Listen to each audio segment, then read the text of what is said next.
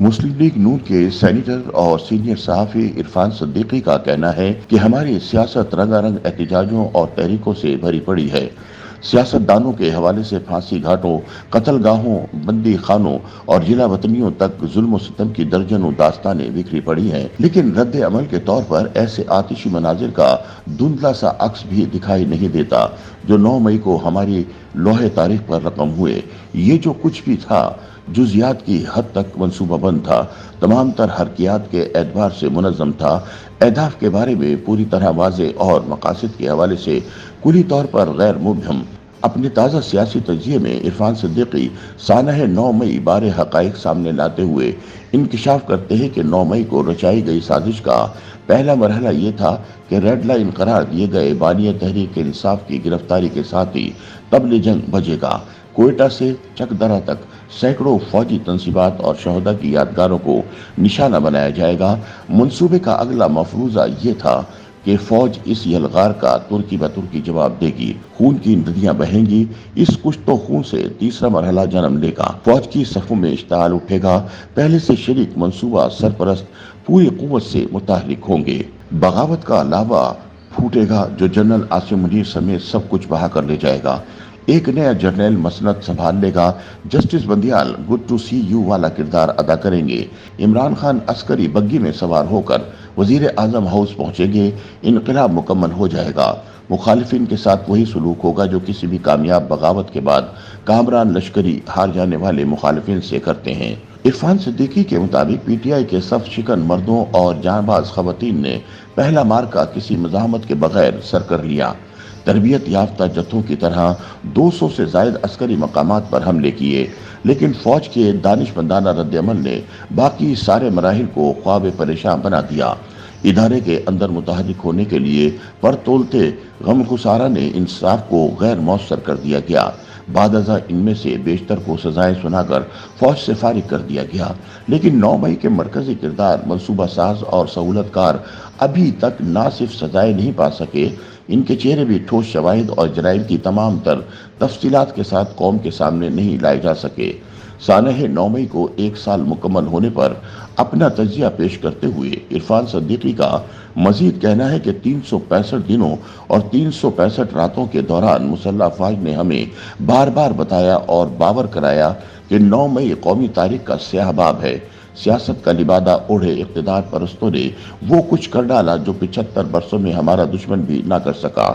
ریاست اور ریاستی اداروں کے خلاف بغاوت کی آگ بھڑکانے والوں کو قانون کے شکنجے میں کسا جائے گا۔ فسادیوں کے بدنما چہرے انسانی حقوق کے پرفریب پردوں میں چھپنے نہیں دیں گے۔ 9 مئی کو بلائیں گے، نہ معاف کریں گے۔ یہ پاکستان کے خلاف بہت بڑی سازش ہے۔ منصوبہ سازوں کو کیفر کردار تک نہ پہنچایا گیا تو کل کوئی اور سیاسی گروہ اپنے مذموم مقاصد کے لیے یہی کچھ کرے گا۔ عرفان صدیقی کے مطابق یہ تمام پرعزم اعلانات آئی ایس پی آر اور کور کمانڈرز کانفرنسوں کے اعلامیوں سے لیے گئے ہیں، لیکن 365 دنوں اور 365 راتوں کے بعد بھی قانون کا شکنجہ کسا جا سکا، نہ کوئی منصوبہ ساز کیفر کردار کو پہنچا۔ اس کے برعکس ریاستی رد عمل سے ہراساں پناہ گاہوں میں دکھ کی ڈری سہمی تحریک انصاف 8 فروری 2024 کا سائبان تانے، دہکتی دھوپ، کڑکتی بجلیوں اور باد و بارہ کے طوفان سے بے نیاز ہو کر ایوانوں اور میدانوں میں سرگرم ہو چکی ہے۔ حوصلے اس قدر بلند ہو گئے ہیں کہ وہ 9 مئی کی تحقیقات کے لیے عدالتی کمیشن کا مطالبہ کر رہی ہے۔ کل ہی ایک مرکزی خاتون رہنما نے 9 مئی کو فوج کا آپریشن قرار دیا، یعنی آسان زبان میں یہ ہے کہ 9 مئی دراصل فوج کا اپنا تیار کردہ منصوبہ تھا، جس کا ملبہ جعل سازی سے پی ٹی آئی کے سر ڈال دیا گیا۔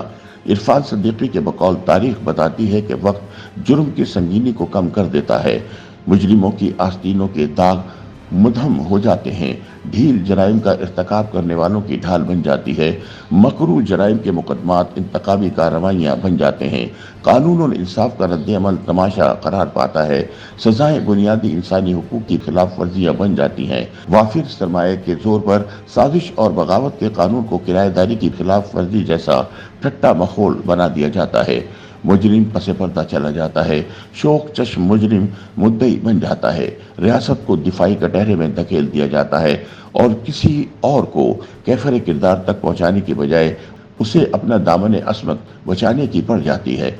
आज कुछ ऐसा ही मंजर दिखाई दे रहा है। इरफान सिद्दीकी के मुताबिक 9 मई के तस्वुर तराशों, मंसूबा साजों, सहूलतकारों और बलवाइयों के खिलाफ कानून और इंसाफ की सुस्त रवि का सबब जो भी है, इससे रियासत और फौज के बयानियों को नुकसान पहुंचा है। बगैर मुकदमा चलाए लंबी कैद में पड़े लोगों से हमदर्दी फितरती अमर है, जिसका मुजाहिरा 8 फरवरी को हुआ। 365 दिनों और 365 रातों के बाद किसी नए एलामिये या ताज़ा प्रेस कॉन्फ्रेंस से काम नहीं चलेगा। अगर फौज के बकौल 9 मई को भुलाना और माफ करना मुमकिन नहीं और वजह तौर पर मुमकिन नहीं, तो इसे बर्फ की दीवारों वाले सर्द खाने में फेंक देना भी कारे दानिश नहीं।